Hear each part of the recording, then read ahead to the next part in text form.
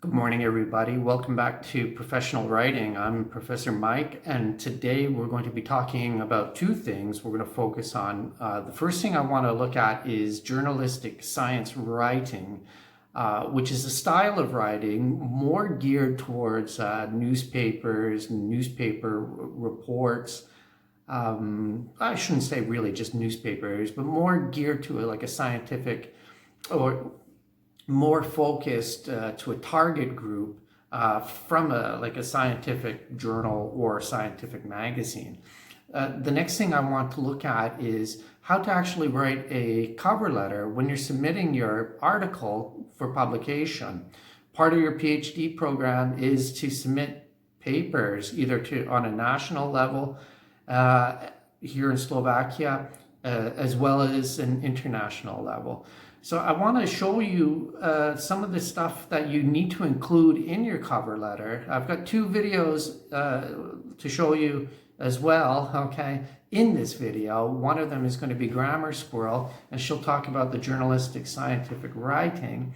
The other thing is I've got Kevin from Wordvice who really talks very well about how to actually structure your cover letter before you submit it, especially all the relevant information and data that you need to include. Okay, let's go right into the lecture.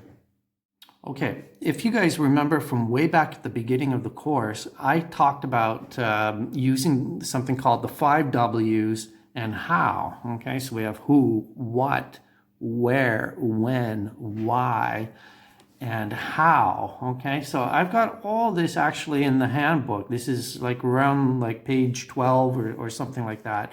It's right at the very beginning from it's the second page. So we have page 10, page 11. Okay, so if you go to unit 1, there's a bit of an introduction. And of course, like one of the biggest challenges when you start writing is what do you write? How do you do it? Okay, so basically, you need to actually, answer these questions. One of the complaints that I get from a lot of my students from the bachelor's program is that this faculty seems to be stuck on something called a mind map, okay, which I come across a lot.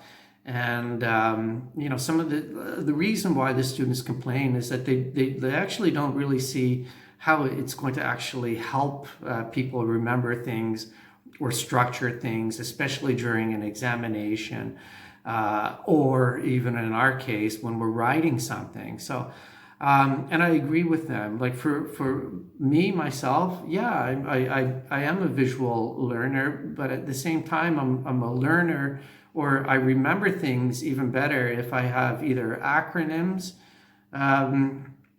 or some kind of like, I don't know, like a riddle or like something that'll just, stay in my head. And back in Canada, when I was even in high school, when I was like 14 years old, maybe, my English teacher told us, or told our class that always try to answer these questions, the 5 W's and how. Okay, it's very, very simple.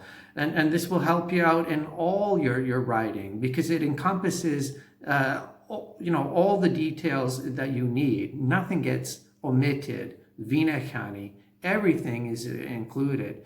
So when you're doing journalistic style of writing, okay, so if you do go to, research some kind of phenomenon, something, like a volcano has erupted, something, an earthquake, or a new discovery, something new in COVID-19 research, for example, okay? So something scientific, try to keep in mind that when you're doing journalistic writing, even interviewing, okay, the 5 W's and how, okay, will cover everything. So let's get back to I just want to go back to the textbook here. Remember this, Anne, okay? So who is involved in the research, okay? Or even still, like if it's journalistic writing, okay, then who are the people that are affected, okay? if there are people, maybe there are animals or plants, okay? Think about even the subject. What was actually researched? What did I focus on? Okay, so the main thing here is what is the actual subject, okay? What did I learn from, from my reporting? And what do I hope that the reader of the article is going to learn? Of course, where was it done? Okay, where did it happen? When did I do this research? Okay, so think of the time of day, okay, maybe even during the week, okay, anything like that can be important. If it's a season or something like that, okay, wintertime or summertime. And of course, why am I doing this research, okay, or why am I writing this article? Why is it so important? And of course, then you need to have some supportive data, okay, some supportive information, okay, or supportive results, okay. So everything, did it come from experiments or statistics or observations, okay, even from people and things like that. I'm just going to go right into the video of Grammar Squirrel, and it's a very good, it's a really good video, okay? Anyways, hang on a second. I'm just going to go back to the Yeah, so basically Grammar Squirrel goes into the woods, okay, of British Columbia in Canada. Here, let me just show you on the map. Okay, so if you look at the map of Canada here, okay, this is actually British Columbia, okay, so this is a very, very, it's not the largest province in Canada, okay, but it is very large, and it's undoubtedly probably the most beautiful as well, although, people from other provinces in Canada, they'll say that they have more beautiful provinces. But I've been here before. In fact, I lived here for a short time and I really enjoyed it. And anyways, here's the city of Vancouver. And just to give you an idea of what's happening, so there's a long highway here, and this is called the Squamish Highway. And here's the city of Squamish. It's not even a city, really. It's just a very, very small town. And basically, Grammar Squirrel goes into, or she has heard of a sighting of Sasquatch. Now, I don't know if you know what Sasquatch is. Let me see if I can pull it up here. Okay, Sasquatch is also known as Bigfoot. Okay, yeah, it was a legend actually that actually shared between California and British Columbia, and apparently Sasquatch has been seen all along the west coast of North America. So, okay, so anyways, also just to give you an idea of what you're going to be. Of where she goes and why she's studying Bigfoot. Okay, so I'm just going to put the video on right now. Here at UBC, as part of an ambitious project involving instructors, staff, and talking squirrels, we are developing videos to help you with your writing skills. Because communicating science effectively is an incredibly important part of being a good scientist.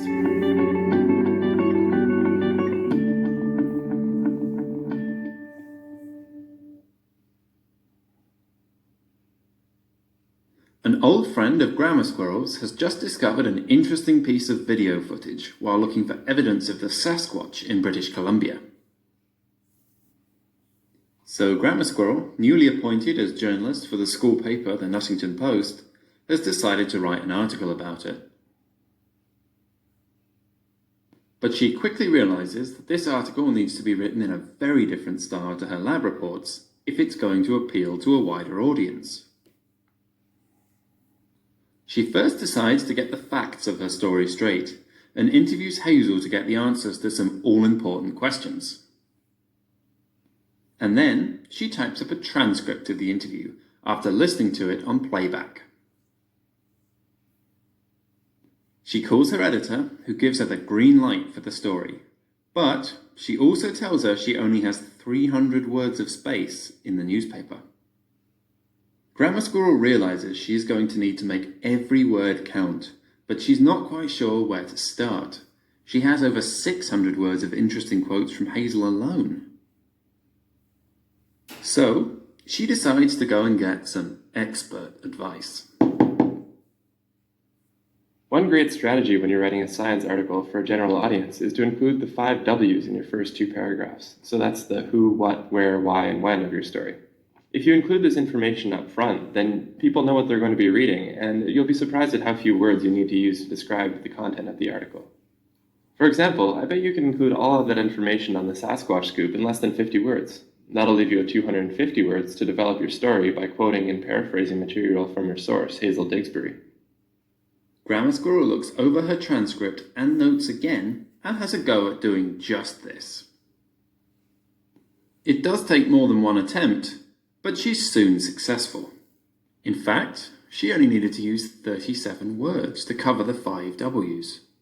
In the opening to her story, Grammar Squirrel writes, "Local naturalist Hazel Digsbury might have caught a Sasquatch on film for the first time while exploring the mountains of Squamish. Digsbury was hiking with friends on Sunday when she spotted a mysterious figure in the forest."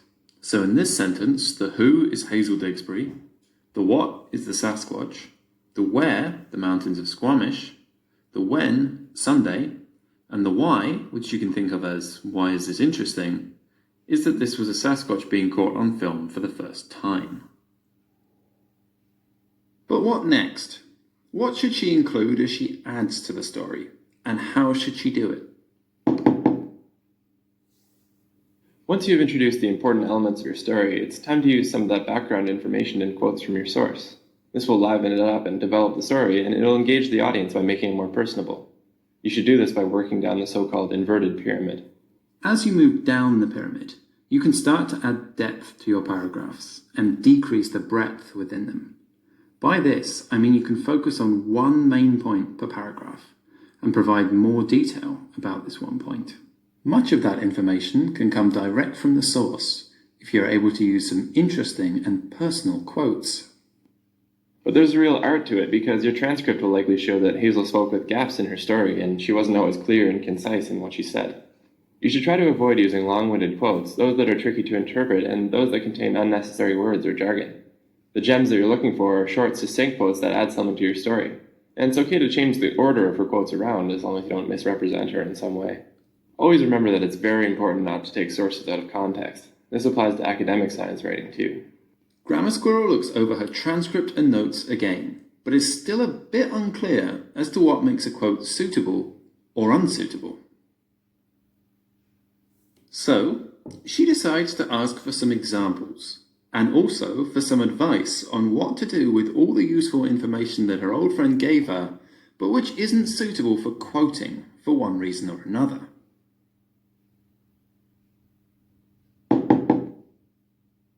I've looked at the transcript, and there are several snappy quotes that would work. For example, when Hazel says, "I don't know if it was a Sasquatch, but it was huge and running towards me," would work really well. But there were also parts that were confusing, where the English was broken or she was repeating herself. You don't want to be repeating information that you have already introduced in your story.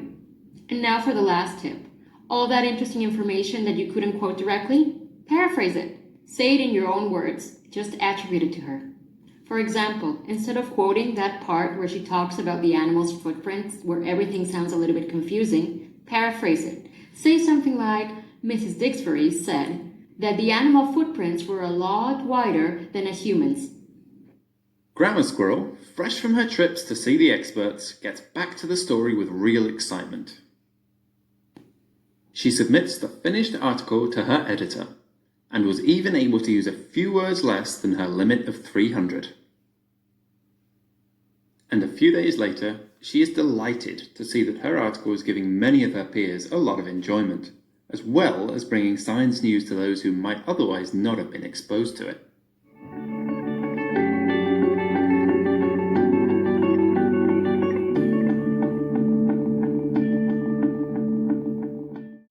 Okay, I hope that was helpful to everybody. The reason I really like this is because I can't repeat enough that the 5 W's and how are so important, like especially when you have like a block when you know that you have something to write, and you just have no idea either where to start or how to structure anything, okay? So just remember, keep those in mind, the 5 W's, how, because they're going to provide all that supportive information, data, statistics, all that stuff that you need, to support your argument and support your research. Everything else is just kind of stylization, like the quotations and whatnot, especially like the pyramid, okay? Have all the, the 5 W's and how at the top, okay? And it's just going to filter down. That's the main stuff that you need to take care of. Your supportive data, information, statistics, graphs, anything like that. And then the quotes, okay, from people and so on. And it's the same as when you're doing not just journalistic style writing, but also like if you're doing an academic paper, okay, get all that, like not so much like the direct quotation of like what a person said, but all the sources and everything from the literature that you use, okay, and you're going to plug that in towards the ending, okay? So you include all the literature, and when you come to the end of your final draft of your academic paper, take all those, those other authors, especially in the discussion section, to support either support or counter, be against any information or any results that you came up with during your own research.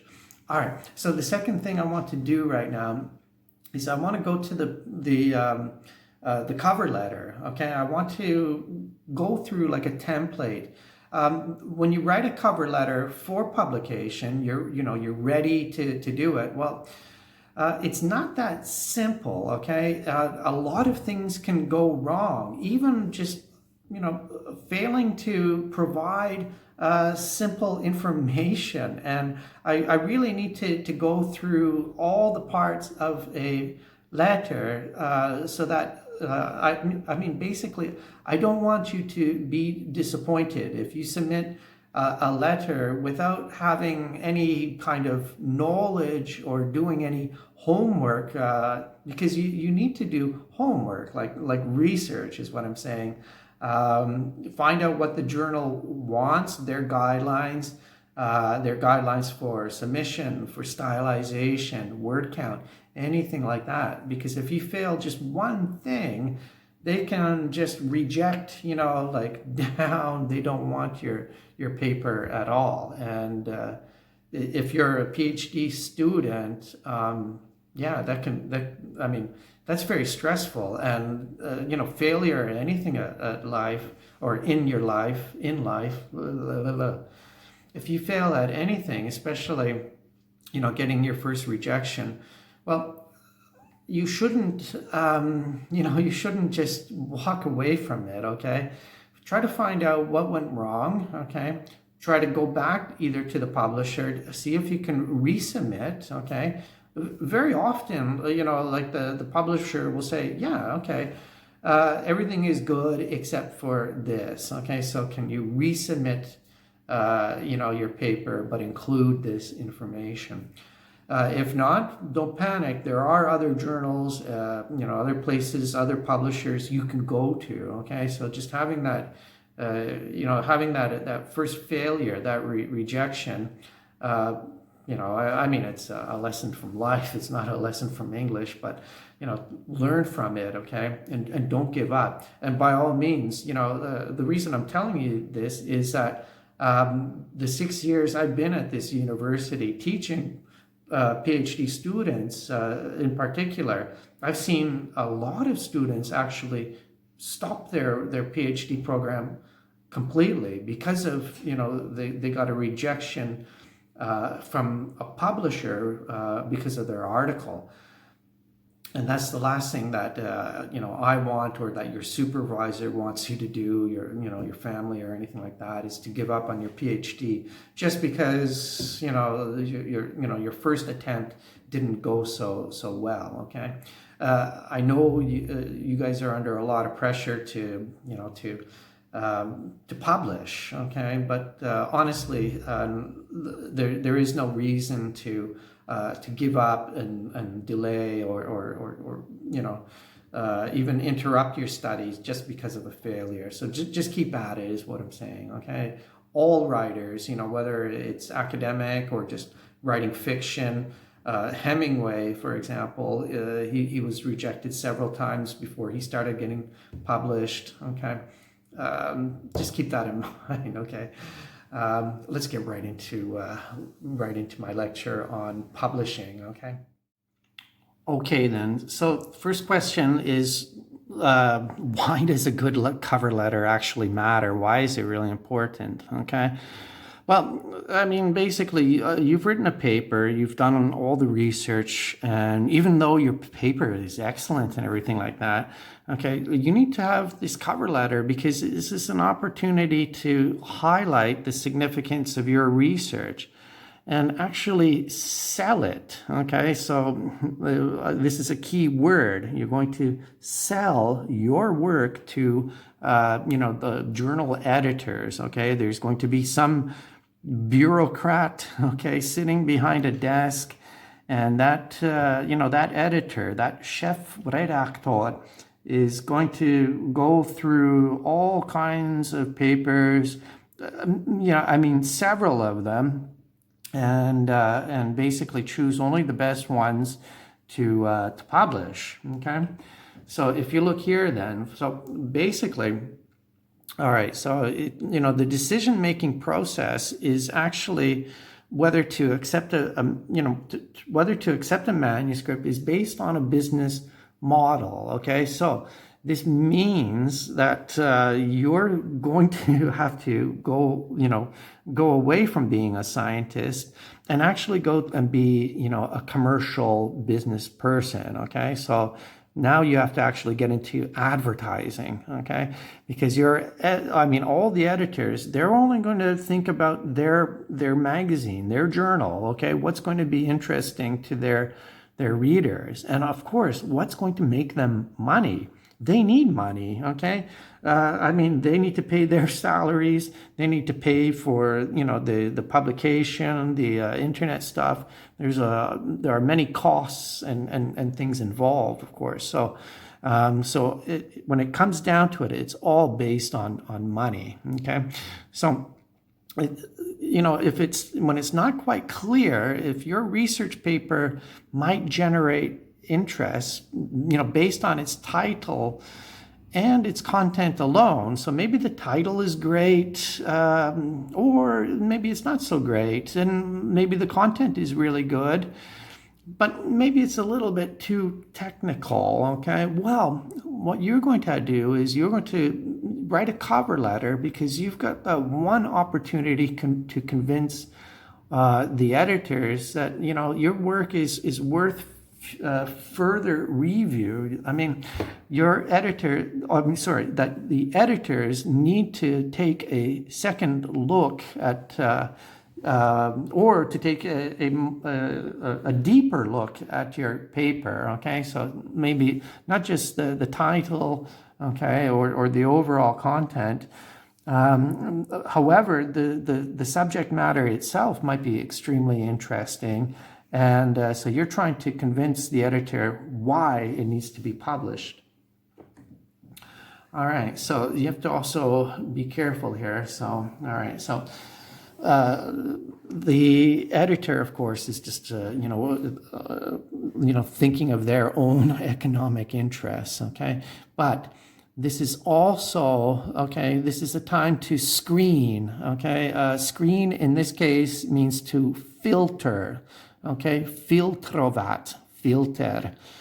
Okay, whether the author can actually follow basic instructions. Okay, this is what I mean about, if you fail, if you omit, okay, vinechat, omit one, or, just even one thing which is crucial, one piece of information, then you can be flat out completely rejected. Okay, so for example, if a journal's guide, okay, of course, always find out the guidelines from the journal, okay?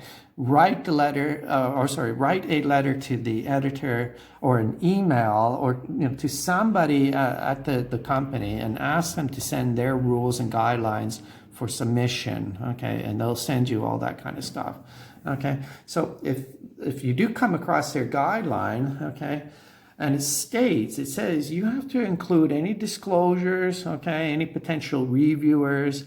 There's all kinds of stuff like regarding ethical practices, okay, with animals and things like that. If you fail to include anything like that, anything like conflicts of interest between authors, okay, they can just say, whoa, this is missing, we don't want it, okay? And really, even if your research is amazing, they're just not going to accept it, okay? So, because if you fail to, I'm just going to move this over just a little bit here. If you fail to include any of this information, or if you're not attentive to the details, okay, they might wonder about the quality and thoroughness, okay? So they're going to čudovať, they're going to start to think, they're like, okay, something is not here, so maybe the quality of the research is bad. If it's dôkladné, thorough, okay, this is not the impression you want to give your editors. All right, so yeah, these are things that happen, okay? Let me move the camera back here, okay? 5 stages of rejection, okay? So, for example, okay, you've been rejected, you deny it. There's no way, my paper is great. You're going to get angry, okay? You're going to start to vyjednat. You're going to bargain, okay? I'm going to offer the editor something they will, I'm going to change their mind somehow. You'll get depressed, of course. And then you're just going to be like, well, okay, maybe they had good reasons, okay? When you come to this part here, definitely, that's when you got to move on and start to figure out why why your research was rejected. Okay, let me move this back over here again. Okay, so what are the things that I need to include in a cover letter? Okay, as I said before, you have to find out their guidelines, okay? So you might read a lot of stuff on the internet. There's like so much information. Even I'm giving you stuff right now too, But the main thing is actually get the guidelines from that publisher, okay? So most publishers have very similar guidelines, but not all of them are the same. Okay, so hang on a second, I have some smaller print here. Okay, here's a list. Well, I've got a couple of lists I'm just going to show you here. Things that you should include, that you must include, and also things that you should not include, okay? All right, this is the essential, the basic základná informacja. You have to have the editor's name, especially when you know the person's name, okay? And try to find out the name. It's extremely important. Of course, you need the name of the journal. You need the title of your research, okay? Also, the article type, okay? Remember, is it a case study? Is it a review, an assessment, anything like that, an observation of something? Submission date, okay? That has to be there, the date that you're submitting it. A brief background, a pozadie of your study, okay, the research question you sought to answer, an overview, right, prehľad of the methodology used, principal findings, okay, so these are your main results, okay, and the significance to the scientific community. How important is it that other scientists and researchers, okay, so how your research advances, okay, napredovat, our understanding of something. Okay, you also need to include the other authors. So if there is 1 or 2 or 4 or 10 other authors, put their names down and their contact information. And now this one here is extremely important, okay? You have to write a statement that says that this is original work, it's never been published, and also that it's not currently under consideration by another journal, okay? So I'll show you that later. I've got a great template, and there's some great language that you can use how to make this statement, okay? So it's not being looked at by somebody else, and that all authors have approved, okay, and they have agreed to submit the manuscript to this journal. This is so important because if you submit something without the consent, suhlas, of another author of your paper, everybody, not just you, but also the publisher, the editor of this journal, could get into some kind of legal battle later on if it does get published. And the editor does not want that to happen at all. All right. These are other things that you need to include. They're very commonly requested. So you're going to write a short list of some of your previous publications, okay? A short list of similar previously published, by a journal. Relevant works by you or your co-authors, okay, that have been previously published, okay? It's kind of the same. Or anything by... Sorry, I guess what I want to say here, to go back, is that you have to put a list of similar articles published by that journal, okay? And that your article is relevant because they've already dealt with similar subject matter. Okay, go on here. Mention any prior discussions with editors, like if you discussed this with an editor at a conference, maybe you've discussed it with somebody who works for that particular publishing company. Anything like, technical specialties, okay, potential reviewers, okay, and their contact information. And also, if needed, reviewers to exclude, okay? This information is most likely also requested, especially when you're submitting everything online, okay? And then, of course, all the other disclosures, okay, that's required by the journal, especially the conflict of interest, ethical standards, that nobody was harmed or anything like that. There was no corruption or you had to do something bad to, in order to get your results. Okay. Agreements and all that, copyright, all that kind of stuff. Okay. I want to show you, how do I structure my cover letter? Okay. Well, you need to use formal language, okay? So since most submissions are delivered electronically, so I'm going to show you a template here, and it's been modified basically in email format. But, you may actually do one in PDF, okay, and print it and put it in an envelope and actually sign it. And if you do that, make sure that all your contact information is moved to the upper left-hand corner of the page, okay? Unless, of course, you have some printed letterhead, it's already, got the, Slovak Academy of Sciences logo and all that stuff's already written, okay? And then if you have that, if you already have, pre-printed letterhead, then all your contact information should be centered at the top of the letter, okay? So it'll be right at the top then, okay? Either above or below. It shouldn't be above. It'll be below the letterhead. All right, then. So here, I don't know if you can really see it too much. I don't know. I think it's kind of clear, though.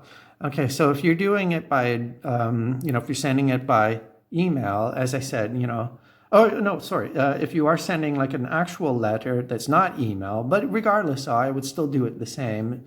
You got to put your name, where you work, your institution, even the address, okay, telephone number, you got to put your email address, and then you got to put the editor's name, okay, of course, their position, okay, the name of the publication, the date of submission, okay, and of course, dear Dr. Editorian, okay, so it's just vymyslene, it's just some name that they've thought up. All right, you don't need to, it doesn't need to be completely like a 2-page, like letter. It can be, just a matter of like 4 paragraphs. Okay, look here then. I'm pleased to submit an original research article entitled blah, blah, blah, blah, blah by Albert Postdoc and my name. So here are the 2 authors for consideration for publication in Journal of Science, okay? So we previously uncovered a role for polymerase RHO and DNA repair, blah, blah, blah, okay?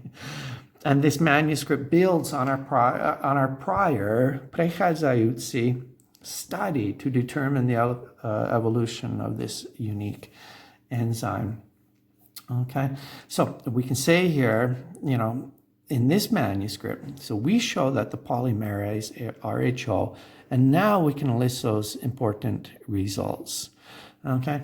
Then we can say here that we believe that this manuscript is appropriate for publication by the Journal of Science because, and now this is where you're going to be selling, okay? This is where you come in and you sell those key reasons why your journal, or sorry, your manuscript is so important for the journal, and why the journal is so important for or why the journal needs your manuscript. Okay, our manuscript creates a paradigm for future studies of the evolution of essential enzymes in yeast. Okay. Now we're coming to the end. This manuscript has not been published and is not under consideration for publication elsewhere, okay? This is what I'm talking about. We have no conflicts of interest to disclose, but we do respectfully request that Dr. Glenn Meany not review our manuscript, okay? So we don't want this guy, okay? If you feel that the manuscript is appropriate for your journal, we suggest the following reviewers, and then you can list who you think would be great reviewers, okay, to accompany your manuscript. So you write them all here. Also, their contact info is so important, especially if the journal asks for that. Thank you for your consideration. I don't know about Vikrichka. I wouldn't put it there. I would just put a period here. Sincerely, okay, and sign it, put an electronic signature, my name, PhD, and so on. Okay, I just want to go through a template that I'm also going to send to you in the email along with the link to this video. It's it's amazing. I'm really glad that I found it. And I'll just go through it briefly, and then I'm just going to put on a video by Kevin. You remember Kevin. I usually use Grammar Squirrel, Kevin from Wordvice. I can't even speak today. These two YouTube, I guess, sources are probably my favorite that I like to use in the writing course. Like David J.P. Phillips, he's a great, a great presenter, and I like to use that. I like to use a lot of his stuff for the presentations as well. Anyway, so let me go into that template. I'm just going to go through it very, very quickly. It's kind of similar to the letter that you just saw, and then I'm just going to play the video, and I'll say goodbye to you a little bit later. Okay, so this is basically the template that I'm going to send to you in the email with the link to today's video. And I really like it, and I really suggest that you uložit and save it, put any title that you want for the file name, but keep it, because in the future, when you do have to send a cover letter for, when you submit a journal for publication, you've got the template already there. All you need to do is just put in all the information. So you would include your name, Slovak Academy of Sciences, or the Faculty of Natural Sciences. And remember, put it in English. Don't put the Slovak title like Prírodovedecká fakulta. The reason is that when people see it, well, first of all, they don't know what it is. Like, not everybody in the world speaks Slovak, of course. So keep everything in English. Even, the Comenius University, okay, the address of the institution, and so on. Your contact information, your email, your telephone.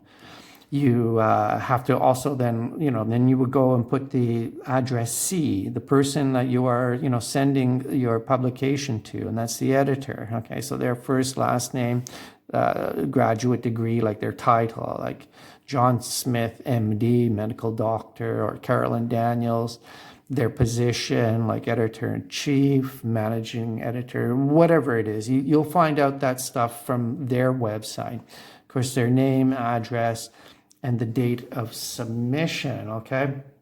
Now, also, when you start, your greetings, your salutation, dear doctor, dear Mr., dear Ms., okay? Remember, I don't know if I've talked about Ms. before. Ms. is very formal, a way of addressing a woman, okay? It's not Mrs., it is not Miss, okay? It just means that we really don't know if, the editor is married or divorced or single or anything like that. So we just kind of avoid all of that. It says right here, use Ms. and never Mrs. or Miss in formal business letters, okay? And the same thing also, that never use dear sirs, okay? Many editors will find it insulting, especially given that many of them are female, okay? So please never say dear sirs, okay? Okay, sirs implies a male, okay, a man. So doctor, Mr. or Ms, okay? Mr. is okay for... Okay, again, we don't have like a Ms. equivalent for a male, but Mr. goes for single, divorced, married, any kind of man. All right. Anyways, let's. I'm not gonna focus on that too much. So then you can start your first paragraph, okay, which should only be a few sentences, 2 to 3 sentences. I'm writing to submit our manuscript entitled, you got the title there, the journal name, and so on, okay? So here it is. So here's our example. Okay, X marks the spot for consideration as an awesome science journal research title. Okay, this is the name of their publication. Remember, you can also, go back to this letter as well. So if you want, you know what, I'm going to send you this one too in the link. This is very brief, but basically it's the same thing that we're looking at here in this template, okay? And also remember, this thing is great. All the red here, these are the tips, okay? So we have useful phrases to discuss, okay? So for example, our findings confirm, we have determined, our results suggest, and we found that. You can use these types of words, okay, even in the manuscript itself, when you're writing it for your supervisor, even if it's not for publication. Okay, we found that. We illustrate, okay, this is a great one, okay, we illustrate like, drawing, okay, but, illustrate is also to describe. Our findings reveal, odhalit. Our study clarifies, okay, so it confirms, potvrdí, okay, to clarify, to ujasnit, make it clear, and so on. Then you can move on to the second paragraph, which is a bit longer, okay, and this is where you're going to, given that, context that prompted your research, this is your problem. We believe that the findings presented in our paper will appeal to the, and then you put it like a reader profile, like the younger generation or the, professor or the researchers in the field of whatever field it is that you study, okay, who subscribe to the name of this journal. Okay, again, you've got all that kind of stuff here. This is where you're really selling yourself. So you got to identify the journal's typical audience, okay, who reads it, Okay, so for example, who's interested in the public policy implications of various research studies? Okay, anything like that. So let's have a look at this example. Given the struggle policymakers have had to define proper criteria to diagnose the onset of depression in teenagers, we felt compelled, okay, pre-Nuteni, to identify a cost-effective and universal methodology that local school administrators can use to screen students, right? Screen, remember, is filtrovat, okay? Sometimes it's called lustrovat, but that's more about, well, that's kind of a criminal thing that we saw a lot in Slovakia this past year, but I'm not going to talk about that. All right, anyways, I'm just going to leave it at that. It's too boring for me to talk about it. You can see it yourself. If you have any questions, just send me an email anytime or stop by the office any Friday morning from 8 o'clock till 10 o'clock. Okay, guys, I'm just going to leave it at that for today. I just want to say thank you very much also for your resumes and your cover letters. They're just amazing. I'm really happy actually that the Europass has been so updated and that you guys used it, and your final product, the final products were just amazing. I was really, really happy to see that. Even your cover letters were just great. So thank you, everybody. You guys all did very well. Just remember that the last assignment for our course is the poster, okay? So if you didn't watch the whole video from last week, well, try to watch it. And I want you to make a poster. Just design a poster. I'm going to send you a feedback form, my impressions of, how your poster could be better and things like that. And as I said, I said in the video last week that December 10th, okay, is your deadline for the poster, and that will be it, okay? We're going to finish this course probably in 2 weeks, really, when I think about it. Today is November 19th. Next week's 26th. We'll have one more lesson December, what would that be, the 3rd? December 3rd, I guess.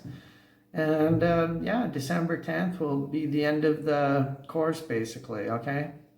And I'm going to take holiday. The reason why is I didn't take very many holidays, and somebody sent me an email that I have to vyčerpat dovolenku. I have to use up my holiday time, so I'm just gonna, I'm going to start my Christmas a little early this year and probably check out around December 10th.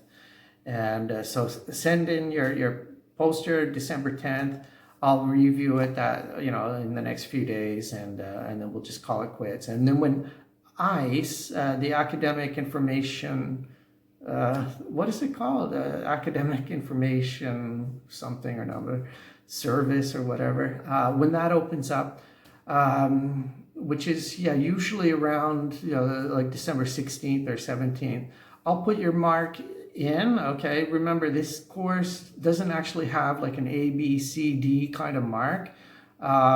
It's only pass, fail, okay? So you'll either get something like Výborné, great, or you might get FX, but I don't want to do that, okay? And I don't want you to panic if you need more time with the poster or any of the assignments. This is a crazy time with COVID and all that. So I completely understand that things, get lost in communication and whatnot. Just write me. I'm very flexible, and if you need more time for anything, just let me know and I can accommodate you guys. Okay, I'm going to just put on that video by Kevin, and he's just going to go through all that stuff about letters for publication, and that's it. Okay, I'll see you guys next week. Okay, take care of everybody. Stay healthy and well. Bye-bye. Hi, this is Kevin with WordVice. Today we're going to be looking at how to write a tight, strong, concise journal submissions cover letter. Cover letters can impact an editor's decision to review your study and ultimately decide whether or not it gets published in a journal. This video will explain 1, why you should care about writing a powerful cover letter, 2, what you should include in the letter, and 3, how exactly you can structure it. And we're going to be looking at a sample cover letter to give you an idea of what the real thing looks like. Why does a cover letter even matter? Well, your research paper's role is to prove the merits of your work. A strong introductory cover letter is the key to getting your foot in the door. It will help you highlight the significance of your study and give the editor a reason to read further. Part of the decision-making process about whether or not to publish an article is based on a business model, and editors must therefore accept articles that will interest their readership. So your cover letter is the one golden opportunity to really convince these editors that your work is worthy of further review. So let's talk about what you should include in your cover letter. The most important thing to remember is to follow your target journal's guide for authors. No matter what other advice you read online, make sure you prioritize the information requested by the editors. Failure to include required statements will lead to automatic rejection, and that is obviously something you want to avoid. Here is a list of the most common elements you must include and what information you should not include. Editor's name when known, the name of the journal to which you are submitting, the title of your manuscript, article type, whether it's review, research, case study, etc., the submission date, which is usually the same day as your cover letter is sent, a brief background of study and research question, a brief overview of methodology that you used in the study, principal findings and significance to the scientific community, that is, how your research advances our understanding of a concept, corresponding information about other authors involved in the study, and a prior and current publishing status of your paper. Indicate that your paper has not been previously published and is not currently under consideration by another journal, and that all authors involved have approved of and have agreed to submit the manuscript to this journal. In addition to these essential elements, there is a lot of other information that is commonly requested. To see this list in greater detail, visit wordvice.com and read the articles on the journal cover letter. Here are some on our resources. Here are some things you should avoid when writing your cover letter. Don't use too much jargon or include too many acronyms.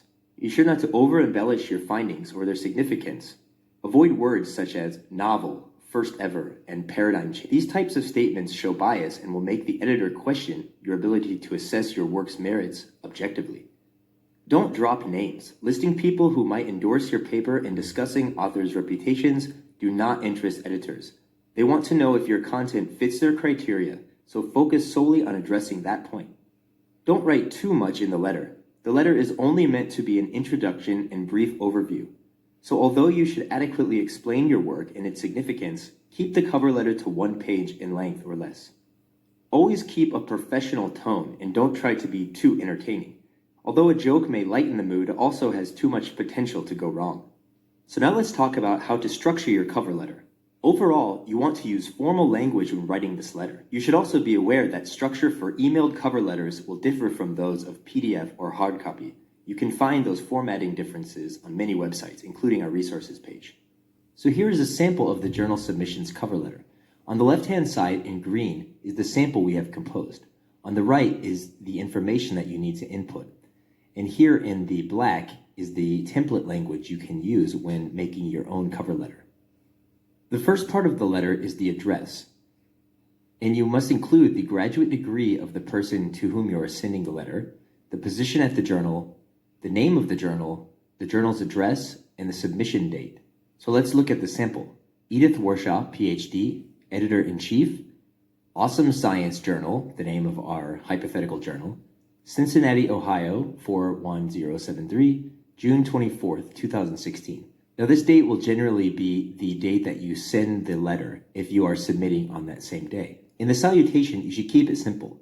Dear Dr. Warshaw or Ms. Warshaw. But you should note that you should not use terms such as Mrs. or Sirs, as those can be presumptuous of a certain gender. In the first paragraph, you will introduce your paper. You should include your paper title, the title of the journal to which you are submitting, the type of paper that you have written, and 1 to 2 sentences that pitch or summarize the study design, your research question, your major findings, and the conclusions that you've reached. Again, on the left-hand side in the black is your template language, so you can include this regardless of the content of your study. I am writing to submit our manuscript entitled X Marks the Spot for consideration as a Journal of Education research article. The Journal of Education is the name of this journal, and the type of article is a research article. Now, in the section that follows here, it's only a hypothetical of your study. but you can use this as an example for what you might write about your own study. We examined the efficacy of using X factors as indicators for depression in Y subjects in Z regions through a 12-month prospective cohort study and can confirm that monitoring the levels of X is critical to identifying the onset of depression, regardless of geographical influences. As you can see here, this is only one sentence, but you can write as many as 1 to 2 sentences and briefly talk about the conclusions that your study has reached. In the second paragraph, you want to talk about the purpose of your research and the contribution that it will bring to this journal. That includes the context that prompted your research, the reader profile, that is the readers of this particular journal, the name of the journal, and you want to discuss the achievements of previous literature that inspired your study and the gaps in knowledge that you are filling with this study. You also want to identify the aspects of the journal's aim and scope that align with your paper. That is, the journal's readership and what the articles of the journal aim to educate, as well as show further and broader use of the work in this area of research. So as you can probably tell, before you submit your paper, you want to do a lot of research about the journal to which you're submitting so that you know what the readership is and what the aims of the journal are. So let's read our example here. Given that there has been an alarming increase in depression rates among teenagers, coupled with a lack of any uniform practical tests for screening students, we believe that the findings presented in our paper will appeal to, and this is the target audience or readership, education policymakers who subscribe to the Journal of Education, or your journal. Although prior research has identified a few methods that could be used in depression screening, such as X and Y, the applications developed from those findings have been cost prohibitive and difficult to administer on a national level. So the context that prompted your research will probably differ wildly from our example here. Thus, our findings will allow your readers to understand the factors involved in identifying the onset of depression in teenagers, or whatever your study aims to identify or discuss, better and develop more cost-effective screening procedures that can be employed nationally. Here we have the template language again. In doing so, we hope that our research, this is the aim and scope of your research. So we hope that our research advances the tool set needed to combat the concerns preoccupying the minds of many school administrators. The third paragraph of your cover letter will discuss similar works that inspired or influenced your paper. Here you need to list the authors and the title of the journal that these works are published in. Here you should list 1 to 3 authors who wrote papers related to your research, as well as all the information about these papers. You can list up to 5, but you should note that every paper that you cite here should be highly relevant to your own study. So let's look at the template language. This manuscript expands on the prior research conducted and published by names of the authors in their paper, name of the paper, published in, name of the journal, and the year in which it was published. This manuscript examines a different aspect of, or takes a different approach to, the issues explored in the following papers. In the fourth paragraph, you should talk about potential reviewers and include any additional statements that are needed. This includes the reviewer's name, their institution, their email, and their expertise. So let's look at the template language. You can see this part here is all templates, so you could essentially copy and paste this into your cover letter if you need. Should you select our manuscript for peer review, we would like to suggest the following potential reviewers, referees, because they would have the requisite background to evaluate our findings and interpretations objectively. And a tip we include here is that you should include 3 to 5 reviewers, since the journal will likely use at least one of your suggestions. So it's better to have a wider field of reviewers from which to choose. And after listing these reviewers, you're going to talk about why you're including them. So each named author has substantially contributed to conducting the underlying research and drafting this manuscript. Additionally, to the best of our knowledge, none of the above suggested persons have any conflict of interest, financial or otherwise. This information is important to include because it tells the journal that all of your researchers are willing participants and that there is no legal or ethical conflicts of interest. As we mentioned earlier, there might be other information you want to include that the journal asks for in this part of the cover letter. In the fifth paragraph, you're going to ask for any frequently requested additional information. This is basically a nicety and is a good way of closing out your cover letter. If you require any additional information regarding our manuscript, please do not hesitate to contact us directly via the resources below. And lastly, it's very important to be polite as possible. So thank you for your time and consideration. And directly below this, you're going to write sincerely and the name of the lead author of the study. And below this lead author's name, you're going to include any other authors that were included in this study. Here, Professors John Spencer and Deborah Abrams, and the institution at which the study was conducted. And at the very bottom of your cover letter, you want to include these corresponding authors, the name of the institution's address, your email address, and your telephone number. So basic information. For a much more detailed rundown on what to include in this journal submissions process, please visit our resources page at this link. And if you found this video helpful, feel free to like, share, and subscribe to our YouTube channel. If there are any other videos you would like to see on journal preparation, video helpful. Okay, so he's just gonna go on. And subscribe to our YouTube You can hear him behind me. He's still going on about subscribe and like and things like that. So I'll just stop that right there. All right, again, guys, hopefully that video or the whole video for today's lesson was helpful to you, and I'll see you guys again. Bye-bye.